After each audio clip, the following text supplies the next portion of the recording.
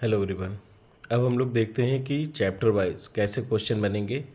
तो हर एक वीडियो के पार्ट में आपको चैप्टर वाइज वीडियो मिलेंगे। तो बिना टाइम ख़राब किए सबसे पहले चलते हैं आपके चैप्टर 1 लाइव प्रोसेस में। 9 मार्क्स का चैप्टर है, काफ़ी इंपॉर्टेंट है, जिसमें अगर हम पार्ट चलें तो सबसे पहले आपको एक्टिविटी यानी एनसीईआरटी की एक्टिविटी देख लेना है। यानी हाइड्रा का जो प्लांट है ऑक्सीजन कैसे देता है।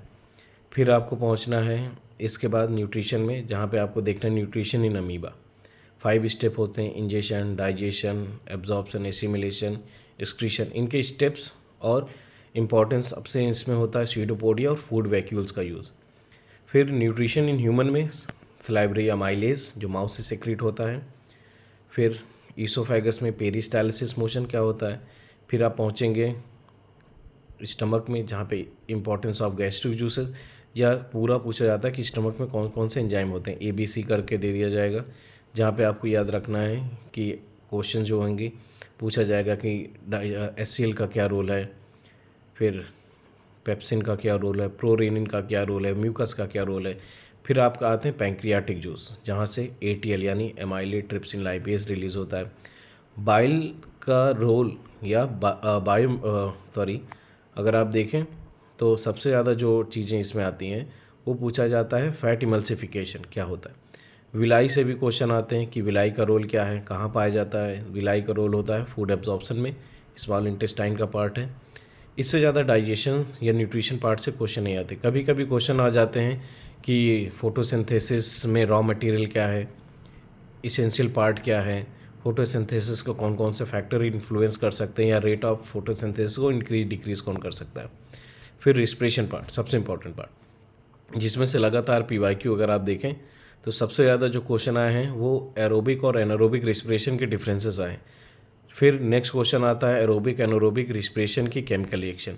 अगर आप देखें तो केमिकल रिएक्शन में फिलिंग द ब्लैंक्स मिल जाता है, जहाँ पे पायरुवेट से लेकर के कार्बन डाइऑक्साइड ATP का, और एनारोबिक में भी आपका alcohol, lactic acid, carbon dioxide का।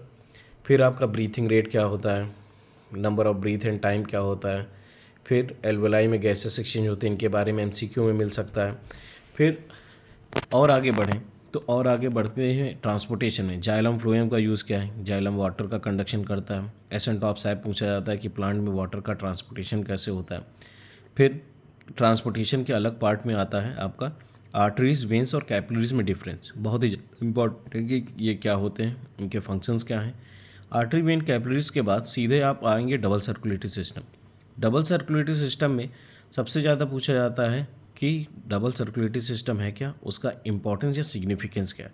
इस बार इंपॉर्टेंस के नाम से भी पूछा जा सकता है, ग्राफ डायग्राम पूछे जा सकते हैं। फिर आता है एक्सक्रीशन। एक्सक्रीशन के क्वेश्चन में सबसे ज़्यादा जो पूछे जाने वाले टॉपिक हैं वहाँ पे आता है कि रेजिन, गम और लैटेक्स, जो कि प्लांट का एक्सक्रीटिव मटेरियल है, ये क्या होता है। सेकेंड पार्ट मेलपिगियन टिब्यूल और डायलिसिस, सबसे ज़्यादा इंपॉर्टेंट डायलिसिस है और मेलपिगियन टिब्यूल, जिसमें proximal convoluted tubule, loop of anal, water reabsorption या अल्ट्रा फिल्ट्रेशन ऑफ ब्लड, ये सारी चीज़ें पूछी जाती हैं। एक पार्ट और मिसिंग हो गया है मेरे से, मैं आपको रिवाइज कर दे रहा हूँ कि एक्चुअली आता क्या है। अगर आप देखेंगे तो रिस्पिरेशन या ब्रीथिंग से रिलेटेड एक क्वेश्चन आता है कि डिफरेंट ऑर्गेनिज्म में ब्रीथिंग कैसे होती है। तो अगर आप देखेंगे कि जहाँ पे रैट का पूछ सकते हैं, फिश का पूछ सकते हैं, अर्थवर्म का पूछ सकते हैं। जहाँ पे अगर रैट की बात करें तो लंग्स, फिश की बात करें तो गिल्स, और अर्थवर्म की बात करें तो स्किन के थ्रू। ये कुछ इंपॉर्टेंट टॉपिक है चैप्टर 1 के जो आपसे पूछे जाते हैं।